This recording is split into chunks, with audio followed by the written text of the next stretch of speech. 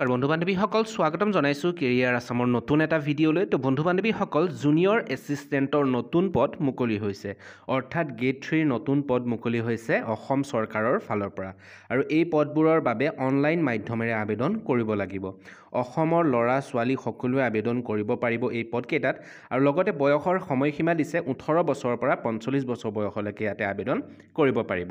আৰু এই পদকেইটাত অনলাইন আবেদন আৰম্ভ হ'ব অহা 20 ডিচেম্বৰৰ পৰা অনলাইন আবেদন আৰম্ভ হ'ব, অৰ্থাৎ লিংক এক্টিভেট হ'ব। আৰু ইয়াৰ লাষ্ট ডেট হৈছে 9 জানুৱাৰী।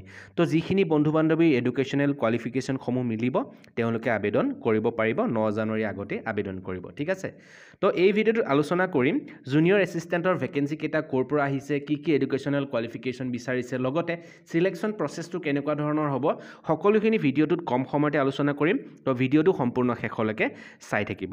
তো ইয়াতে আমি প্ৰথমতে পোষ্ট ডিটেইলছসমূহ চাই লওঁ। পোষ্ট ডিটেইলছত আমি যদি চাওঁ, name of post junior assistant চমুকৈ JEE, আৰু ইয়াতে সৰ্বমুঠ পদ আছে 14টা। ঠিক আছে, অসম গভৰ্ণমেণ্টৰ চাকৰি। আৰু লগতে কেটেগৰী ৱাইজ যদি পোষ্টসমূহ ভাগ কৰা আছে, ইয়াতে আমি চাওঁ যদি আনৰিজাৰ্ভ হৈ আছে 8টা, মানে SC ST OBC MOBC সকলোৱে আবেদন কৰিব পাৰিব। লগতে OBC MOBCৰ বাবে সংৰক্ষিত আছে 4টা, আৰু ST বাবে আছে 2টা পদ সংৰক্ষিত, সৰ্বমুঠ 14টা পদ। ঠিক আছে, পদ মুকলি হৈছে ইয়াতে। এতিয়া আমি আহিছোঁ চেলাৰী।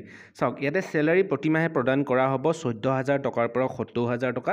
লগতে গ্ৰেড পে ইয়াতে প্ৰদান কৰিব 8,700 টকা। ঠিক আছে, আৰু যদি আমি বয়সৰ সময়সীমা ইয়াতে চাওঁ, তেনেহ'লে ইয়াতে 21 বছৰ বয়সৰ পৰা 40 বছৰ বয়সৰ কেণ্ডিডেটখিনি ইয়াতে আবেদন কৰিব পাৰিব।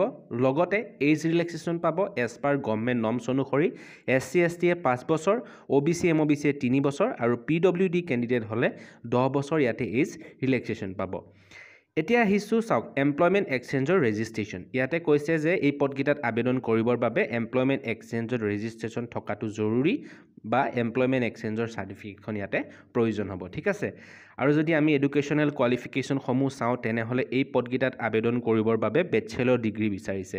যিকোনো arts science commerce bachelor degree হ'লে এই পদকেইটাত আবেদন কৰিব লাগিব।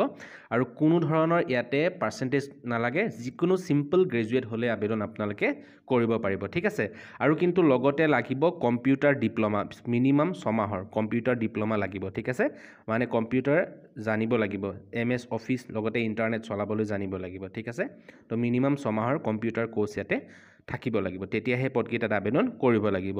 আৰু ইয়াৰ বাবে এটা সৰু প্ৰচেছিং ফিজ দিব লাগিব, 47 rupees 0.20 পইচা দিব লাগিব সকলো কেটেগৰীৰ কেণ্ডিডেটে। ঠিক আছে, এই এপ্লিকেশ্যন ফিজটো পে' কৰিব লাগিব এপ্লাই কৰাৰ সময়ত। আৰু চিলেকশ্যন প্ৰচেছটোত যদি চাওঁ, তেনেহ'লে প্ৰথমতে ফেজ 1ত এটা OMR বেছড টেষ্ট হ'ব, তাৰপাছত ফেজ 2ত এটা ৰিটেন এক্সামিনেশ্যন হ'ব, আৰু ফেজ 3ত কম্পিউটাৰ প্ৰেক্টিকেল টেষ্ট আৰু ইণ্টাৰভিউ হ'ব, তাৰপাছত ফাইনেল মেৰিট লিষ্ট ওলাব। ঠিক আছে, এতিয়া চাওক, এই পদখিনি ক'ৰ পৰা আহিছে। এই পদখিনি আহিছে আছাম পাব্লিক ছাৰ্ভিচ কমিশ্যনৰ ফালৰ পৰা, অৰ্থাৎ APSCয়ে এই পদখিনি কণ্ডাক্ট কৰিব। ঠিক আছে, এই এক্সামটো APSCয়ে কণ্ডাক্ট কৰিব। তো জুনিয়ৰ এছিষ্টেণ্টৰ ভেকেঞ্চি 14টাকৈ মুকলি হৈছে, অসমৰ ল'ৰা ছোৱালীৰ বাবে আহিছে এইটো সুখবৰ। তো এতিয়া যদি আমি চাওঁ কেনেকৈ আবেদন কৰিব লাগিব, চাওক, আবেদন কৰিবলৈ অনলাইন মাধ্যমেৰে আবেদন কৰিব লাগিব, অলৰেডি কৈছোঁ।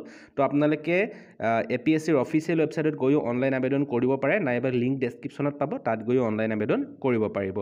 ইম্পৰ্টেণ্ট ডেটছত যদি চাওঁ, অনলাইন আবেদন অহা 20 ডিচেম্বৰৰ পৰা আৰম্ভ হ'ব।